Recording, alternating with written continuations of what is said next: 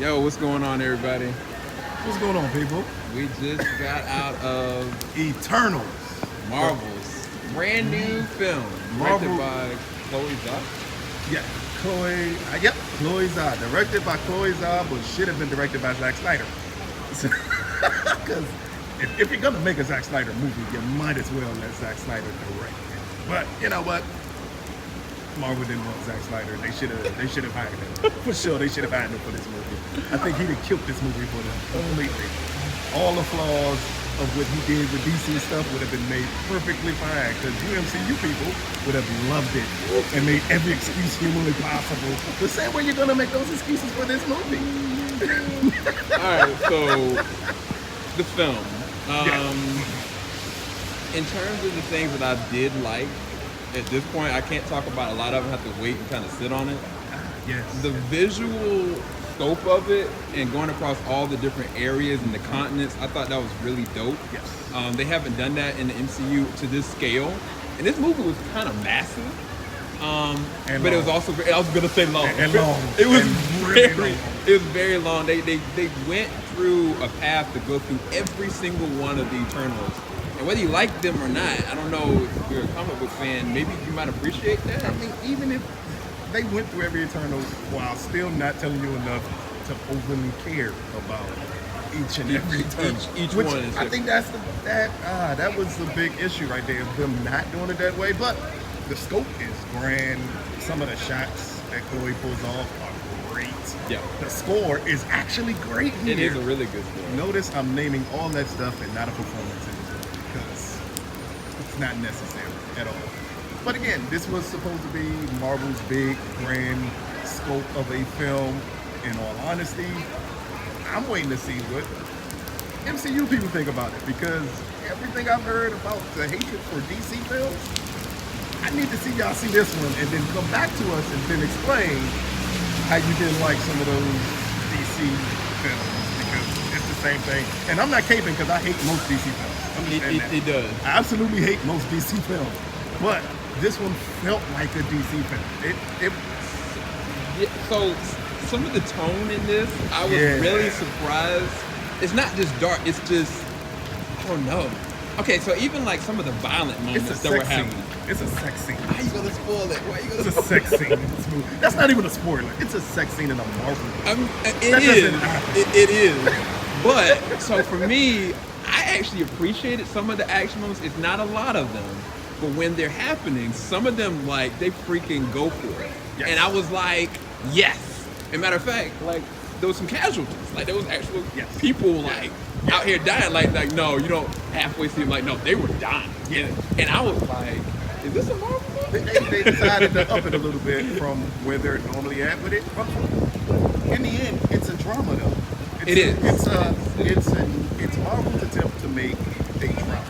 Whether good, whether bad, it's a drama with maybe 5 action scenes through the whole 2 hour and 40-minute movie. Yeah. So I mean, it's gonna test a lot of people who love the MCU and what you think about the MCU because it's not gonna be what you expect Not at all. Not at all. But in all honesty, I know a lot of people always said this is not like a typical Marvel movie. It's not set up like a typical Marvel movie. But in the end, it is a very typical superhero film. And take from that what you want. I'm not saying it's a typical Marvel film, but it's a typical superhero film. So, I'm gonna go to this more in my review, but because of the way the tone and how serious some of the implications were, some of the jokes just don't fit with the tone. And I was like, okay, this character right here psychologically is broken, and y'all just went into a joke. Yeah. Somebody just died over there. And it went into a joke. And we went to a joke. And I was like, I get you have to still be Marvel, but if you're going to go down this route. That's why I said, if you're going to do this movie, hire Zack Snyder. If you're going to do this movie, if this was the direction they wanted to go into, just hire Zack Snyder to do it. And I think he'd have been a perfect director for this film. Perfect director. It is moody. It is dark. It is humor that doesn't really match the film. It's everything that Zack does for me. Oh, did we get back on? No, they're still saying the same thing. It's pause. Are we back? Yeah, There we're we go. back. Oh, okay, Yay. okay. Yeah, I got a Sorry. call. I apologize. It was Marvel's people who kept on saying we keep on bringing up Zack Snyder in one of their movies that you're not going to be on live that long. But again, it's an interesting Marvel film. It's something that we're going to enjoy talking about because the end credit scenes are better than the movie. I'm out.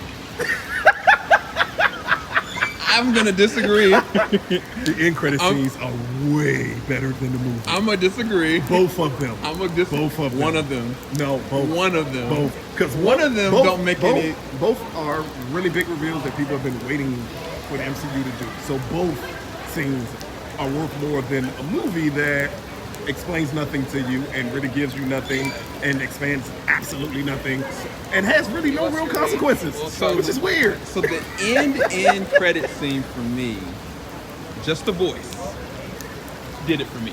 See?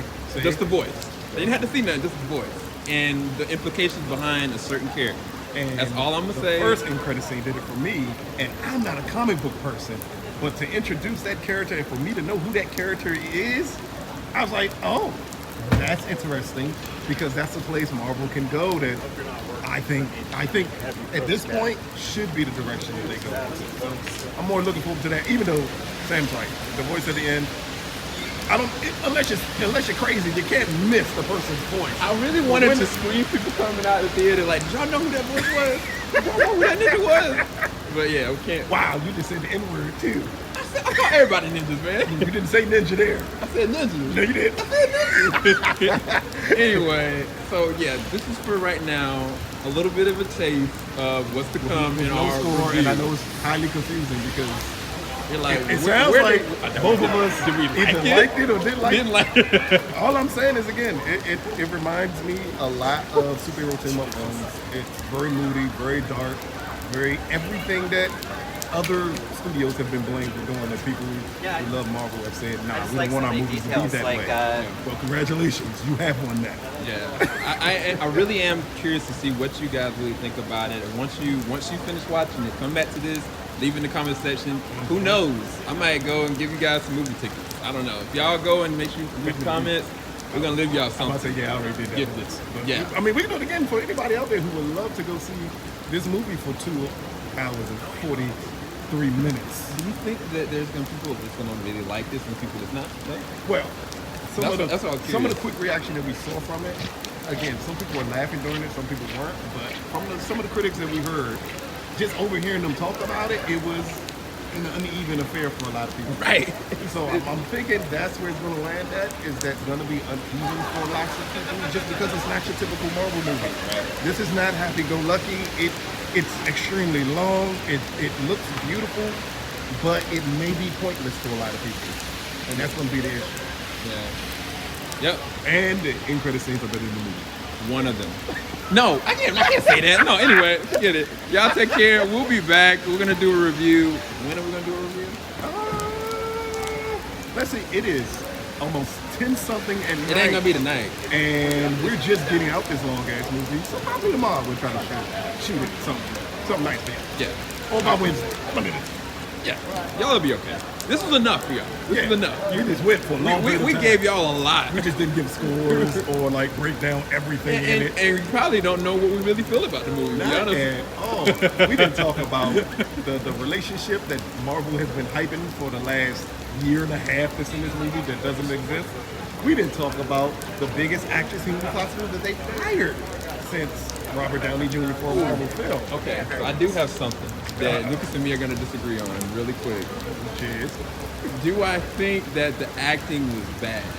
I didn't say the acting was bad. Oh, okay. Okay, because I thought that there was some just decent acting in this. I don't know if it was a point to it. That's my problem. But I think that there was some strong performances. I was like, yo, everybody just sitting there crying. Like, y'all calm down, please. They wasted an Oscar winner in a movie. Wasted an Oscar winner in a movie. Come on, man. Come on. How, Sway? How do you get Angelina Jolie in a movie and like negate her to 8th Eternal. Now we're not saying that she isn't strong in this movie. We're just talking about the acting. That's it. When we get to the review, I'm gonna have we're gonna have to talk about their powers and why these eternal beings' powers suck so bad. We're gonna go. We gotta leave. I gotta get somewhere. All right, y'all take care. Peace. Make sure you leave a like, subscribe, hit that bell button, and we'll be back.